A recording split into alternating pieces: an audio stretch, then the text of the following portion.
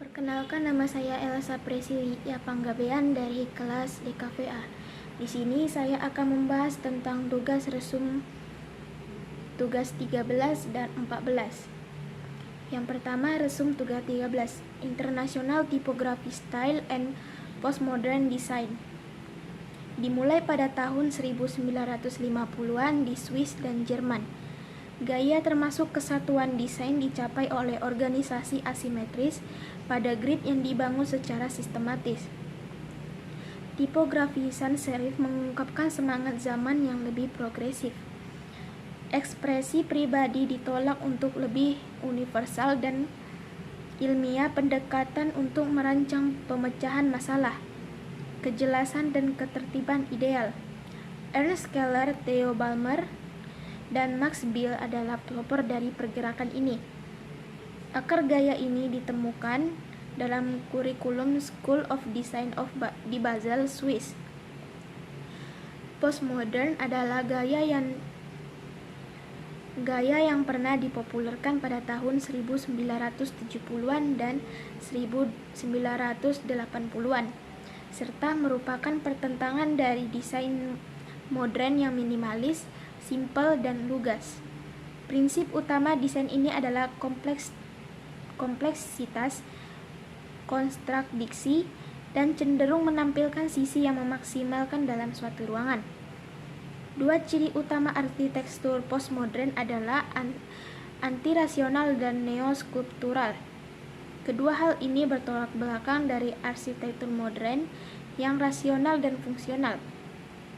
Budi Sukada menyebutkan 10 ciri arsitektur postmodern sebagai berikut. Yang pertama, mengandung unsur komunikatif yang bersifat lokal atau populer. Yang kedua, membangkitkan kembali kenangan historik. Yang ketiga, berkonten urban. Yang keempat, menerapkan kembali teknik ornamentasi.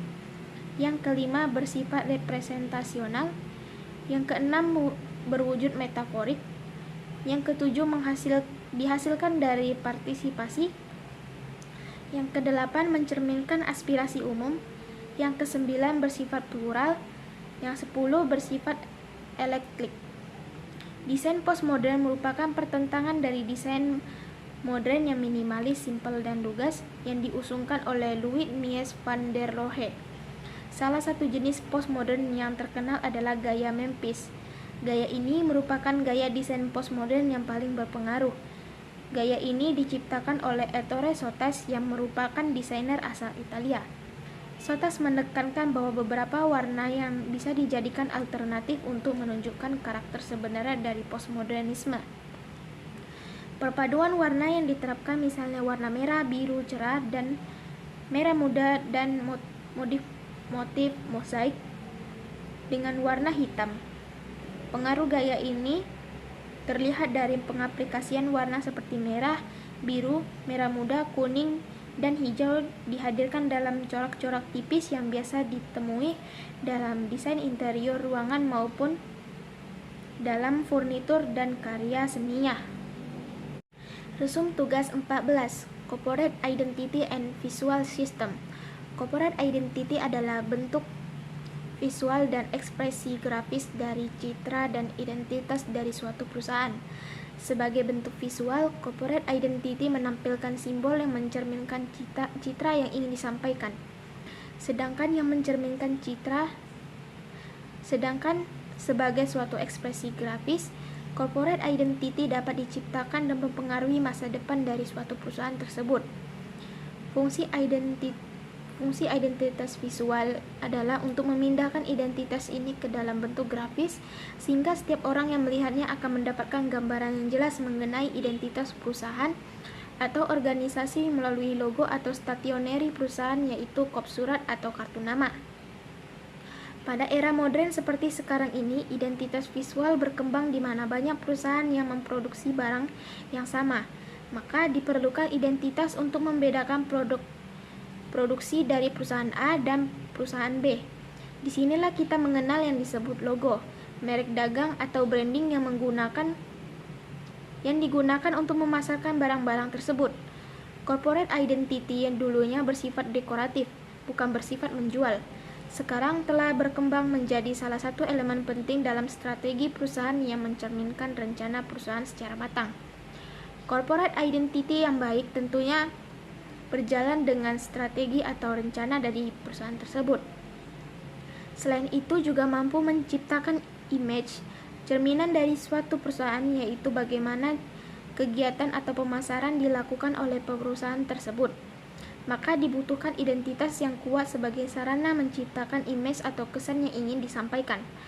Dalam menciptakan suatu corporate identity, seorang desainer komunikasi visual haruslah mengetahui kesan yang ingin disampaikan oleh perusahaan tersebut untuk mengimplementasikannya pada identitas visual yang diciptakan.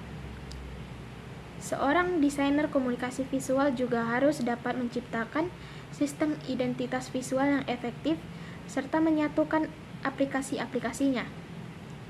Berikut ini diadakan pembahasan secara komprehensif hal-hal yang terkait dengan identitas visual, dimulai dari perkembangan istilah, definisi, klarifikasi, lingkup proyek, tahapan pelaksana desain, serta kriteria identitas visual yang baik dan efektif, tidak hanya terbatas pada pembahasan yang terdapat pada buku. Dalam melakukan perancangan identitas visual, hendaklah banyak melakukan kajian dan observasi sebelumnya tentang bidang desain yang akan dikerjakan. Dengan melakukan berbagai kajian seperti observasi secara mendalam dan detail, akan didapatkan hal-hal unik yang khas dari bidang desain yang dirancang. Hal-hal unik dan khas tersebut akan sangat bermanfaat dalam proses perancangan identitas visual.